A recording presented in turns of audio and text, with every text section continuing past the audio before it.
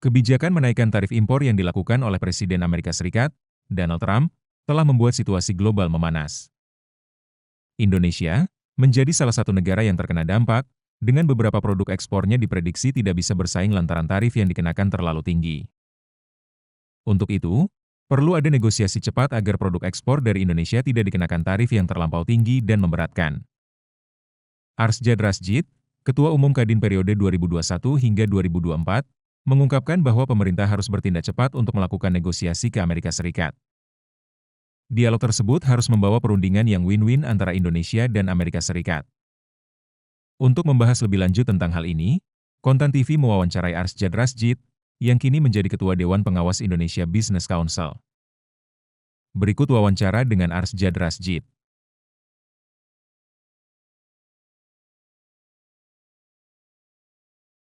Nah, bagi Indonesia atau pengusaha ya, perang tarif tidak sepenuhnya merugikan. Karena apa? Karena kita punya modal. Nah, modal itu apa? Ekonomi domestik yang kita miliki cukup kuat. Tapi tekanan terhadap industri padat karya ya, tidak dapat diabaikan. Jadi jika kita tidak merespons dengan tepat, hal ini berpotensi sekali untuk mengganggu stabilitas ekonomi nasional. Industri seperti kayak misalnya tekstil, kayak garment, seperti alas kaki hingga CPO, sangat bergantung pada yang namanya ekspor ke Amerika Serikat. Jadi sehingga tarif baru akan membuat produk Indonesia kurang kompetitif di pasar Amerika Serikat. Nah, sedangkan padahal Indonesia tuh selalu mencatat yang namanya surplus dagang dengan Amerika Serikat. Kalau kita lihat di angka di tahun 2024, surplus kita itu 16,8 miliar dolar. Nah, salah satu contoh sektor paling terdampak adalah apa? Tekstil, dan juga yang saya sudah katakan alas kaki. Nah, sektor tekstil dan alas kaki ini, itu ekspornya sudah menembus yang sebesar 6,9 miliar US dollar. Dan yang namanya industri atau sektor tekstil dan alas kaki ini menyerap 3,7 pekerja. Dan yang dimana dari 3,7 juta pekerja ini mayoritas adalah perempuan. Jadi dan kalau kita bicara dari sisi investasi, ketidakpastian akibat tarif akan beresiko juga menurunkan yang namanya FDI ataupun Foreign Direct Investment ke sektor ekspor. Nah, karena apa? Karena investor cenderung mengalihkan kapitalnya ataupun modalnya itu ke sektor domestik yang lebih stabil dan tahan terhadap dampak eksternal. Seperti apa aja, misalnya energi, ada sektor infrastruktur, dan juga barang konsumsi. Akibatnya, ekspansi pabrik akan bisa tertunda, dan resiko PHK juga bisa meningkat. Nah, ini yang harus kita waspadai. Bagaimana secara Indonesia Incorporated kita bisa melakukan hal itu. Di tengah tekanan tarif, pengusaha Indonesia harus lebih agile dan juga inovatif. Karena kata-kata saya agile itu adalah beradaptasi, berinovasi, dan juga resilience. Nah, pertama, diversifikasi pasar ekspor. Mulai ekspor peluang pangsa pasar ke negara-negara yang contohnya kita baru saja join namanya BRICS sebagai contoh. Lalu juga Timur Tengah, dengan Afrika dan juga Asia Selatan. Kita harus memanfaatkan juga peluang yang namanya trade diversion. Contohnya, Vietnam sekarang dikenakan tarif tinggi hingga 46% oleh Amerika Serikat. Ini bisa jadi kesempatan emas bagi produk Indonesia untuk mengisi celah pasar mereka. Lalu kedua, kita harus perkuat branding dan kualitas produk. Ini penting misalnya untuk komoditas seperti misalnya kopi dan kakao agar bisa masuk ke namanya pasar premium global. Supaya apa? Cuannya lebih besar. Fokus pada pengiriman produk yang berkualitas tinggi agar tetap juga kompetitif meski harga global itu berfluktuasi. Nah, yang ketiga, tingkatkan efisiensi operasional perusahaan. Back to basic. Tinjau ulang proses bisnis. Mana yang bisa disederhanakan dan di mana biaya-biaya bisa ditekan. It's really going to the basic.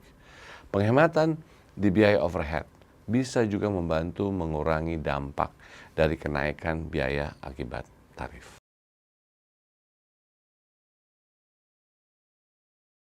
Nah, di sini Indonesia tuh harus cerdas. Harus cerdas memposisikan diri sebagai negara strategik secara ekonomi. Nah, kita harus bertindak cepat, dan proaktif dalam menjalin kesepakatan perdagangan dan investasi, termasuk menyangkut tarif dan hambatan non-tarif. Indonesia punya potensi besar sebagai jembatan atau bridge di ekonomi antara yang barat dan timur ataupun east and west atau north and south. Potensi ini harus dimanfaatkan dengan cara yang nyata, misalnya dengan menjadikan Indonesia sebagai friend-shoring destination, yakni tempat yang aman dan stabil bagi yang namanya relokasi industri. Dan the next question, caranya bagaimana? Berikan insentif pajak yang kompetitif. Kita harus jangan melihat diri sendiri, tapi kita juga lihat di sekitaran kita, tetangga-tetangga kita. Siapkan kawasan industri yang strategis. Lalu pangkas birokrasi dan perizinan yang menghambat. Kita sudah melakukannya, tapi we need to do more demi mendorong deregulasi ekonomi yang sehat. Selain itu, Indonesia perlu mengoptimalkan semua perjanjian dagang, baik yang sudah berjalan maupun yang sedang dirundingkan.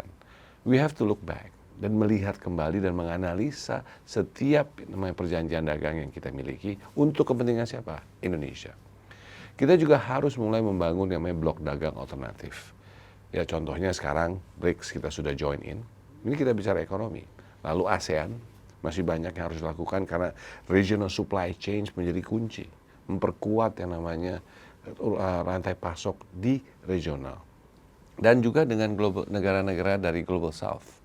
Guna memperluas akses pasar dan memperkuat posisi tawar Indonesia dalam perdagangan global. Kalau masih ingat, kita juga adalah bagian daripada founder daripada non-block alliances. Dan ini sudah menjadi kita pikiran lebih terhadap yang namanya sekarang dagang ataupun ekonomi. Pada akhirnya Indonesia harus apa? Luwes. Luwes tapi tetap tegas. Jadi luwes tapi tetap tegas untuk membela kepentingan nasional.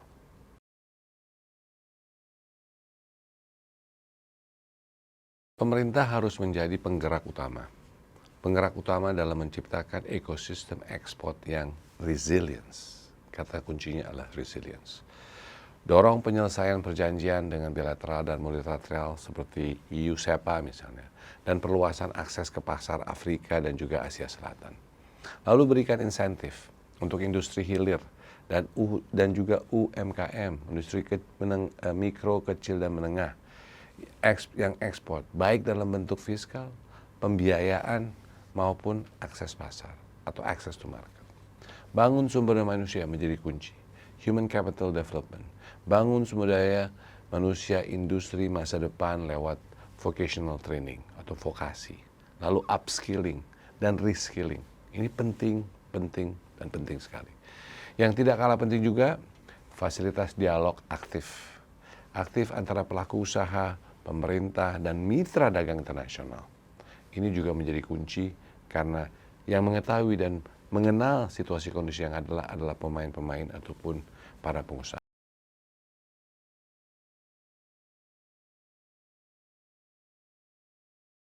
Saya merasa sangat perlu. Seperti yang dikatakan oleh Bapak Presiden kita, Bapak Prabowo Subianto, bahwa kita harus menjadi yang namanya Indonesia Incorporated. Indonesia Incorporated di mana seluruh pemangku kepentingan bersatu. Bukan hanya bersatu, tapi bergotong royong untuk menghadapi turbulensi global yang dihadapi oleh Indonesia. Nah, misalnya melalui apa? Sebagai contoh, misalnya dibentuklah suatu tim negosiasi nasional yang terdiri dari perwakilan pengusaha, pemerintah, dan even kita ajak teman-teman, saudara-saudara kita, pekerja dan buruh.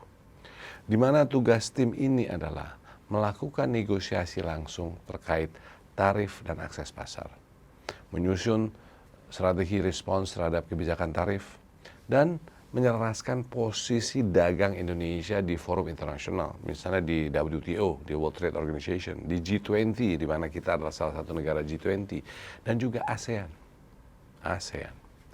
Kita butuh satu suara, kita butuh satu langkah, dan kita butuh satu arah dalam menjaga daya saing ekspor nasional.